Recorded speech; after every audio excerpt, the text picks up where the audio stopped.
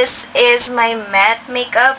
It's a simple go-to matte makeup look that I usually do.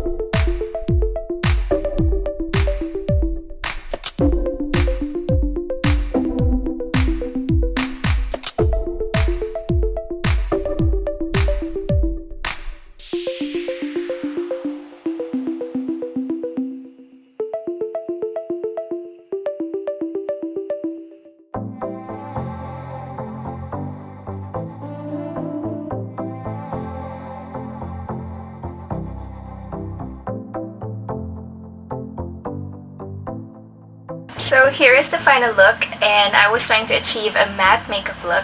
I usually go for this look when I just don't like to put on a lot of highlight, and I used the matte finish, which was actually a wrong idea because it gave me a little bit of a shimmer, which I wasn't trying to achieve. I really wanted to go for a full-on matte look.